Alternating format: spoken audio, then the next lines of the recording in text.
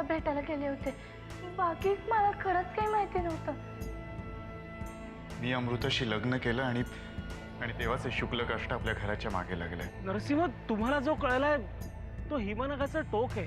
त्याचं खरं रूप अजून पाण्याखालतीच आहे. हा खेळ कधी संपणार हे ना मला माहितीये ना तुला. पण मला माहिती आहे, पुन्हा जर जानकीकडे डोळे वर करून जरी पाहिलंस ना, नागड्यानी थिंड काढीन तुझी.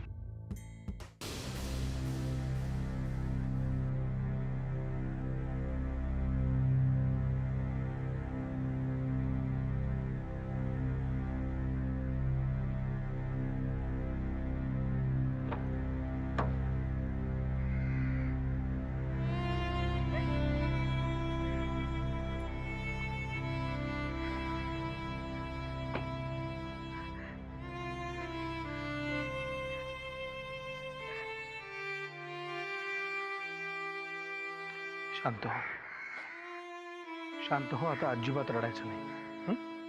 चल. दिवस त्याने मला इतका त्रास दिलाय, काय करू, कुणाला सांगू असं झालं होतं माझं. नालायकाने जीव मी आता कुठेला आणला होतं मला.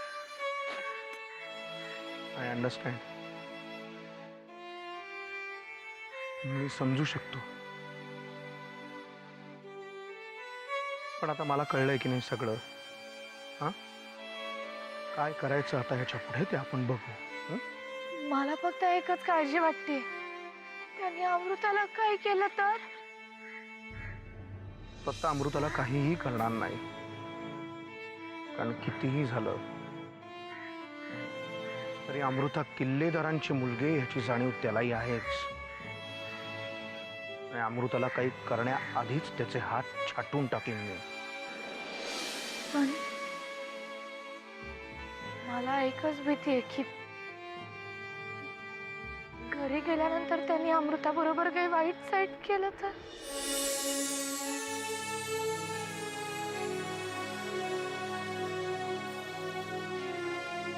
तो आत्ता तरी लगेच असं काहीच करणार नाही,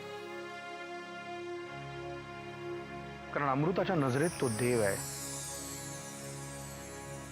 त्यामुळे तिच्या नजरेत भरेल, काही चुकीचं दिसेल असं तो आत्ता लगेच वागणार नाही. आणि हीच गोष्ट आपल्यासाठी मात्र वाईट आहे, कारण आपण कितीही सांगण्याचा प्रयत्न केला, अमृताला समजावण्याचा प्रयत्न केला, तरी सध्या तरी तिचा आपल्यावर विश्वास बसणार नाही. आता काय करायचं आपण मामूलाला? त्याची चिंता काळजी आता तू अजिबात करू नकोस. मी त्या हरामखोराला असा तसा सोडणार नाही. तो जर घाणेरड्या बुद्धीने हा खेळ खेळत असेल ना, तर त्याला उत्तरही बुद्धी वापरूनच दिलं पाहिजे. तू बघ जानकी, अमृताला मी त्याच्यापासून डिवोर्स घ्यायला लावतो की नाही.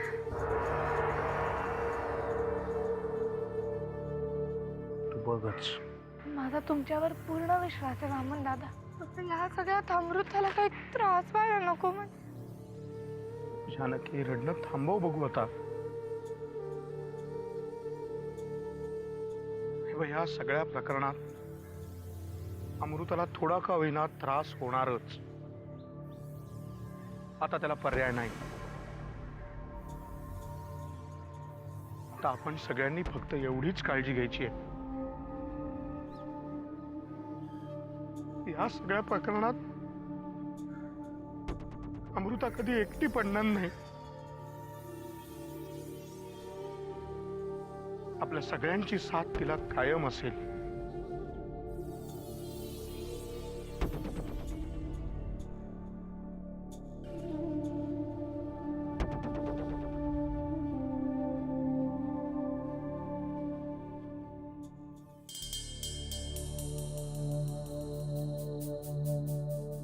चल पटकन फ्रेश हो, आपण बाहेर जाऊन येऊया. नाही नको, माझा मूड नाही. चल ना, तू म्हणशील तिकडे जाऊ आपण. मूवीला जायचं.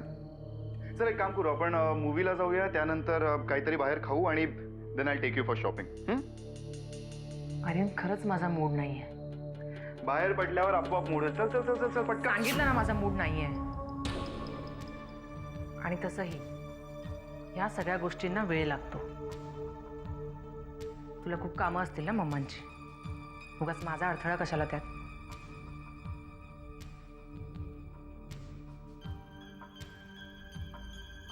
मला माहिती आहे अमृता, माझ्यावर नाराज आहेस ना तू. माझ्या वागण्याबद्दल खूप प्रश्न पडलेत ना तुला. ठीक आहे, आज तुझ्या सगळ्या प्रश्नांची उत्तरं देईन मी तुला. तुला जे काही जाणून घ्यायचंय ना ते सगळं सांगेन तुला. काही नको, मला काहीही जाणून घ्यायचं नाहीये. तुला जे करायचं ना ते करायला तू मोकळा आहेस. आणि जर मी तुला म्हटलं की मला गुदमरल्यासारखं होतंय तर माझं मनही मोकळं करू देणार नाहीयेस तुझ्यासमोर. तू मला विचारलं होतंस ना की माझ्या आयुष्यात दुसरी कोणी मुलगी आहे का ते. म्हणजे आहे आहे असं नाही, पण नाहीये असंही नाही. म्हणजे अमृता, एक अशी मुलगी आहे जी जी जबरदस्ती माझ्या आयुष्यात येऊ पाहते. म्हणजे ती ती मागे लागली आहे तुझ्या. हो, आणि मला मला नकोसं झालंय तिचं ते वागणं. तिला माझ्या आयुष्यातून कसं काढून टाकू ना तेच कळत नाहीये मला. Amruta, I need your help. कोण आहे ती मुलगी? आर्यन सांग ना. अरे कोण आहे ती मुलगी? म्हणजे मी ओळखते तिला.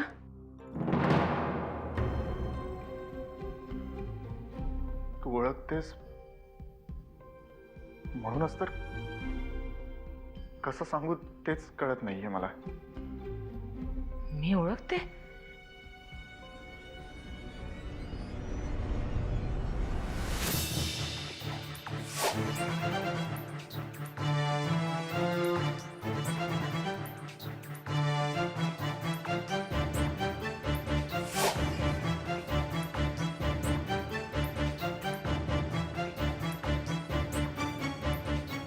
जानकी.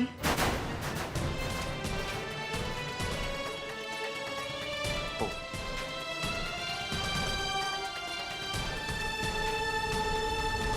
जानकी.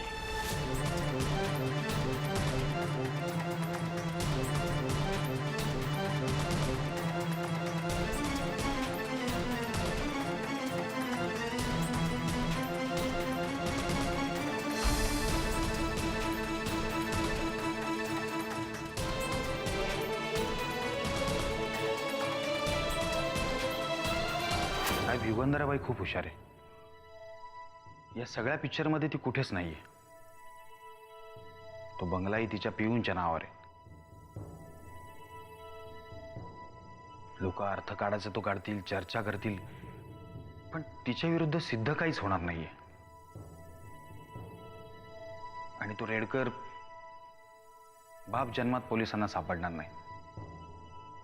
एव्हा त्या जणानं त्याला कोल्हापूरच्या जंगलामध्ये गाडलाही असेल.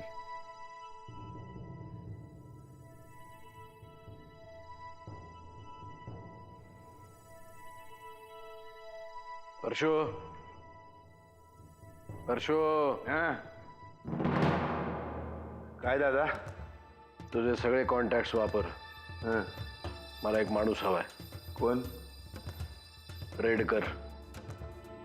मेला असेल तर त्याची डेड बॉडी घेऊन ये. त्या डेड बॉडीची विल्हेवाट लागली असेल तर त्याचा एखादा जिवंत नातेवाईक घेऊन ये. 4 दिवसात हे काम झालं पाहिजे. होईल, पण काम जरा जोखमीचं आहे. पैका जास्त लागेल. वाखणीच बघतील ते. बघा आमच्याकडे आता. दादा बाहेर थांब तू. लागली गरज तर हाक मार.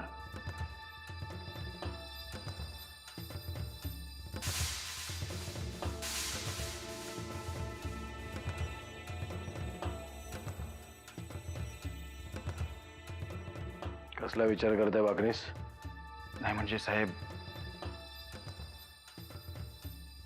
या कामासाठी आपण परशु शेटला वापरतोय नाही म्हणजे आधीच त्यांच्यावर खूप केसेस चालू आहेत. जे आपण पाथरकरांच्या बाबतीत करतोय तोच डाव आपल्यावर उलटायला नको म्हणजे झालं. वाकनीस, मी लंडनला शिकायला असताना आम्ही फ्ली मार्केटमधून रस्त्यावरचे स्वस्तातले बूट घ्यायला जायचो. म्हणजे पैसा बक्कळ असायचा आमच्याकडे, पण आपली एक मजा.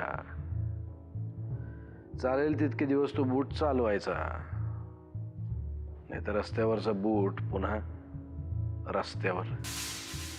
जे मला त्या बूटाबद्दल वाटायचं तेच मला परशुबद्दल वाटतं.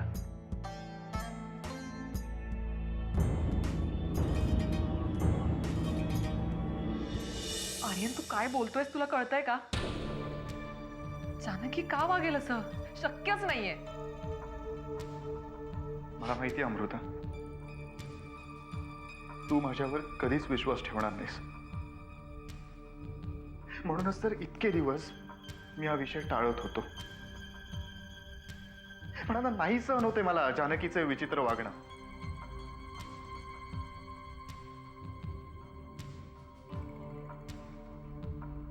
म्हणजे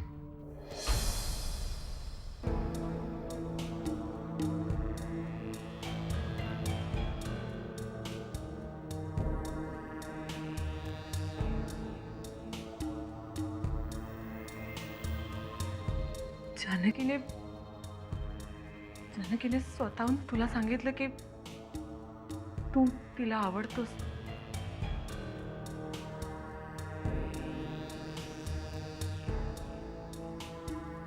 आपलं लग्न व्हायच्या आधीपासूनच सांगितले तिने मला हे. इनफॅक्ट म्हणूनच तर आपल्या लग्नालाही विरोध होता तिचा. कोण? जानकी? अमृता, मी तुझ्या घरी यायचो ना तेव्हाच मला जरा संशय आला होता तिच्या वागण्याचा. पण मग मी म्हटलं की नाही, माझाच काहीतरी गैरसमज होत असेल. पण एकदा तिने मला सगळं स्पष्ट सांगितलं आणि बिलीव्ह मी अमृता, मी थोडं अंतर ठेवूनच वागायला लागलो तिच्याशी. पण तिचं हे वागणं काही बदललं नाही. आपल्या मागे मागे गोव्यालाही आली होती मला भेटायला. फोनवरूनच परत जायला सांगितलं मी तिला.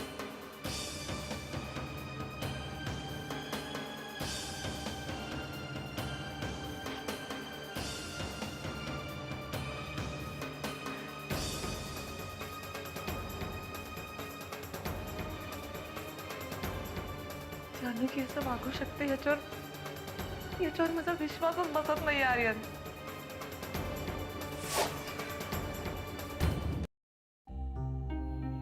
अमृता, तुझाच काय कोणाचाही विश्वास बसणार नाही यावर. अगं माझा विश्वासही बसत नव्हता या सगळ्यावर. पण मग तू काही बोलला का नाहीस तिला? तू जाब नाही विचारलास? अमृता, तुला असं वाटतं की मी जानकीशी काहीच बोललो नसेल? 100 वेळा समजवायचा प्रयत्न केला मी तिला, पण तिचं वागणं काही बदललं नाही. अगं एवढंच काय, मी वामन काकांशीही बोललो या विषयावर. वामन काका? मग काय झालं? काय होणार अमृता, वामन काकांचाही माझ्या बोलण्यावर विश्वास बसला नाही. कारण जानकीने त्यांना आधीच काहीतरी उलट सुलट सांगून ठेवलं होतं. उलट सुलट म्हणजे? जानकीने वामन काकांना असं सांगितलं की मीच तिच्या प्रेमात पडलोय, तिच्या मागे लागलोय, तिला त्रास देतोय म्हणून. काय? नाही आर्यन, हे वगैरे जानकी नाही करणार असं. ती तशी नाही. अरे मग मी तसा आहे अमृता. आर्यन, हे बघ, मला असं म्हणायचं नाहीये, पण जाऊ दे अमृता, मला माहिती आहे अमृता, मी तुला कितीही समजवायचा प्रयत्न केला तरी तुझा विश्वास नाही बसणार आहे माझ्यावर. पण अमृता, जे खरंय ते खरंय आणि तेच मी तुला सांगितलंय. आता या सगळ्यावर विश्वास ठेवायचा की नाही सर्वस्वी तुझा प्रश्न आहे अमृता.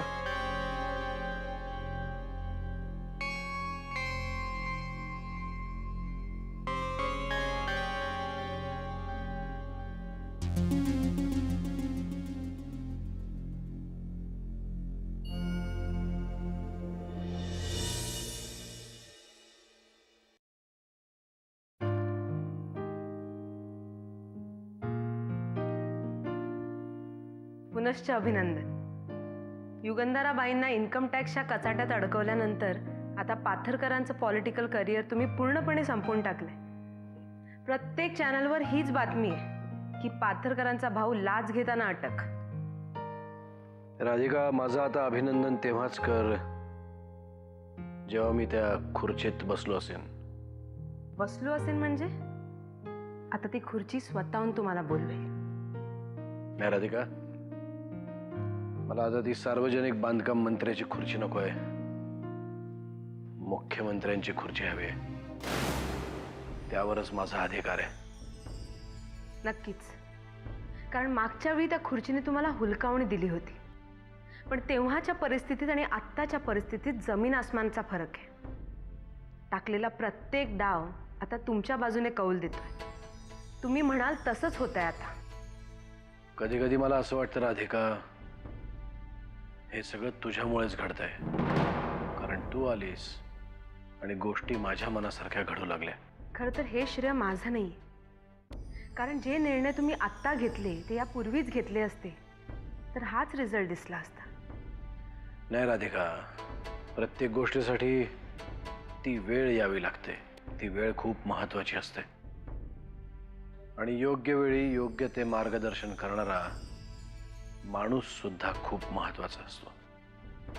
हे जरा जास्त होत आहे. खरं ते सगळं यश तुम्हाला या आधीच मिळायला हवं होतं.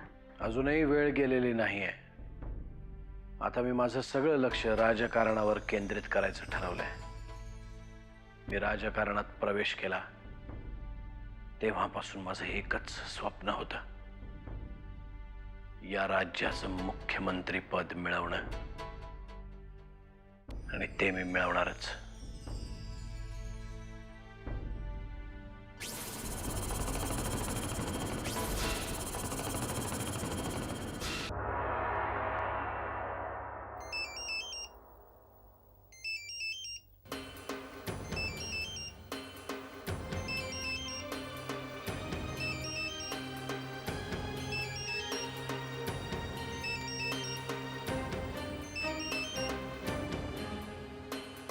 हॅलो. थँक्स. माझा फोन उचलल्याबद्दल थँक्यू सो मच.